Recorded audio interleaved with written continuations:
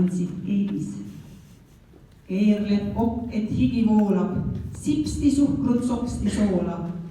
Sinna piima tänna mannat, lahti varbat kokku kannad. 1, 2, 3 ja 1, 2, 3, köögilakke tõuseb tolm. Saiti valmis tantsuhooga 4 kädi uhket rooga. Soolapudel, seenejook, suhkrusüht ja kurgijook.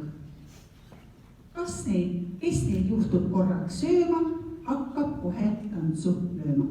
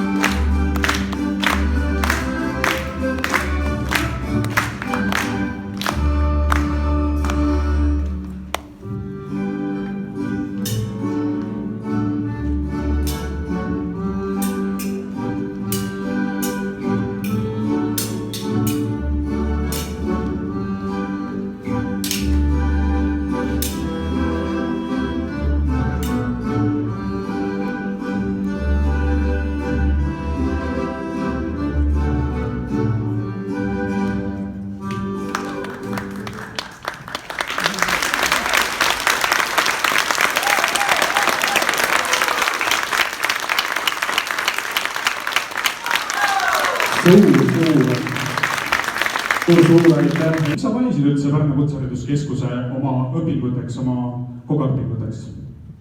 Tegelikult valisin kooli sellepärast, et teadsin, et keskharidust on vaja. Ja kuna ma ehitustööd olin proovinud, see oli paras tolmuohvi töö, mulle väga ei meeldinud. Auto, siis ma viitsin remontida, mulle meeldis neid rohkem lõhkuda. Ja siis ma otsustasin, et kuna arvutit mulle väga ei meeldi, mingi muu ei sobi, siis prooviks kokandust. Ja siis see hakkaski kohe meeldima ja tulin siia kooli. Aga kuidas sa avastasid oma kire selle toidu tegemise vastu? Kas see oli kuskil kodust, vanematelt või kuskil mujalt? Kokanduse vastu avastasin kire, ma arvan, et see oli esimene kokanduse tund üldse. Kuna mul süüa meeldis, siis võiks süüa teha. Mis oli see, mis osutus sinule koolist kõige väärtuslikumaks ja mida sa nagu said koolist kõige rohkem? Mida ma kõige rohkem sain, ma arvan, et tippi ja täppi oskavad kõik teha kogandasin, et suurköögi kogemus, seda ei oska väga palju teha. Ehk siis see on ka see, mida ma tänasel päeval enam-vähem teen, et lisaks oma siis erinevatele teistele tööülesannetele teen ka sellist asja nagu food studios neid puljongeid, mis on müügil, et igasugused sealihapuljongid, kanapuljong, vahetiljapuljong ja siis on erinevad salaatikasmed, et see on suur tootmine, et natukene on seal siis käed ka soojaks saanud ja siis teen nii-öelda kasutan seda suurköögi oskust seal. Et seda tippi-täppi oli ka tore teha mingi aeg. Aga õppejõud, kuidas õppejõud meenutad? Õppejõud meenutad väga hästi. Eller kindlasti, Taisi, Heli, mäletan ta oligi vaikne, ega ta seal midagi rääkinud, hästi tasavõinud. Ja siis Sergei Tsekmarov tuli ka meile kooli, ma teda nägin ka. Et õppejõud oli kõik olid toredad. Sa oled noorkogu 2008.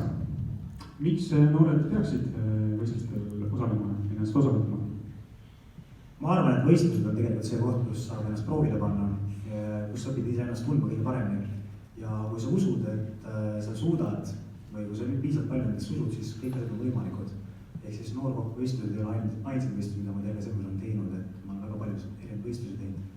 Et seal ma sain ka aru selle, et kui piisavalt usud endasse, siis kõik on võimalik ja sa saavutad selle, mida sa tahad. Aitäh sulle ka praegult. Oma küsimus sulle. Miks peaksid noored inimesed võistlustel osalema, just kui noored kokad, kes tulevad õppima? Ma arvan, et see on hea kogemus kõigile just ja ennast proovile panna.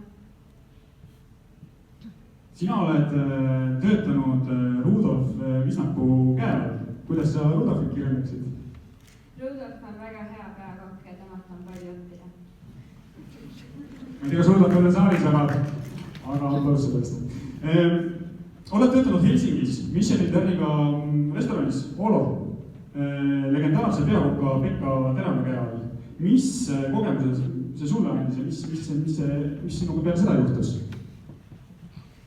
Peale seda sain peakokaks siin sügisel, aga Michelin Terriga restoranis töötamine, see on hoopis midagi muud, kui töötada kohvikus või Eesti restoranis, et see on ikkagi, kõik on väga paigas ja ikkagi erinev kui Eestis.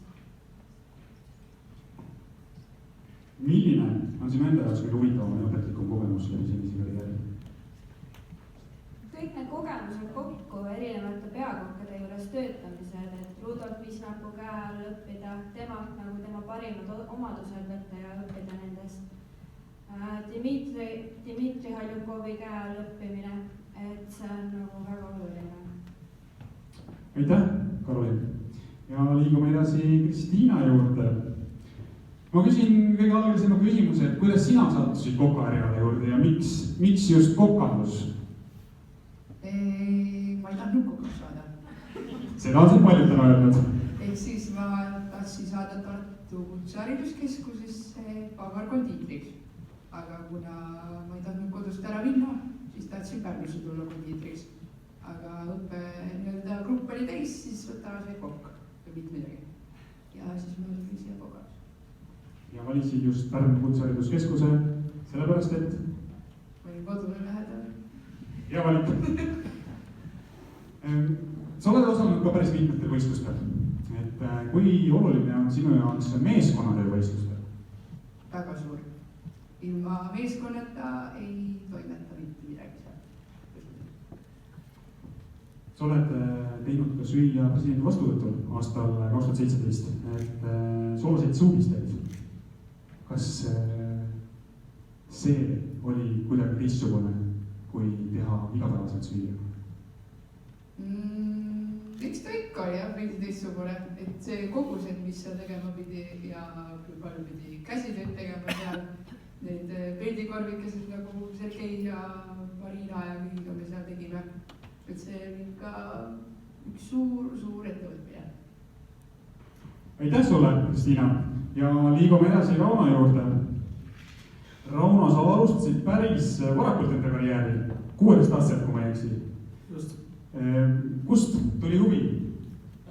No, nagu kõik on siin alustanud, siis mina lähen sama originaalselt edasi. Ei tahtnud mina tulla kokaks.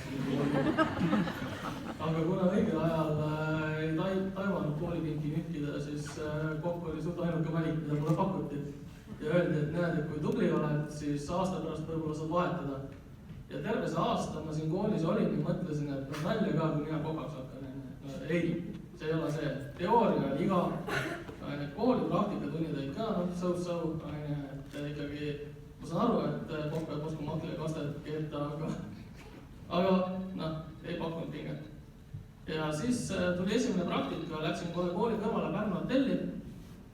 Olin päev läbi koorinud porgandit, järgmisel päeval töötajate puuduse tõttu suruti alakaarti ja sealt edasi läks kõik juba ülesmäge, et mõistsin, et tegelikult see töö on väga äge ja samuti, nagu siin enne küsiti, Sergei, mina ei tea, kus sina võtsid vaba aja selle ajal, kui sa kokk olid.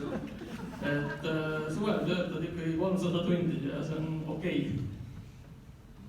Et aga tegelikult ongi see, et kokatöö tegemiseks peabki olema mingi väike kiiksu, et sa ei saa seda tööd teha raha pärast ja kuigi nüüd täna peakokana on seda admin poolt nagu nii palju ja vahel nagu tundub, et sa matud paberitesse, siis on need hetked, kus inimesed on haiged, sul on inimeste puudus ja sa pead olema köögis ja see hetk on pigem nagu stressimaandus, kogu paberitöö lohiseb, kuhkib laua peal, aga siis sa jällegi tuled tagasi selle juurde, mida sa armastad ja tegelikult söögi tegemine on lihtsalt äge.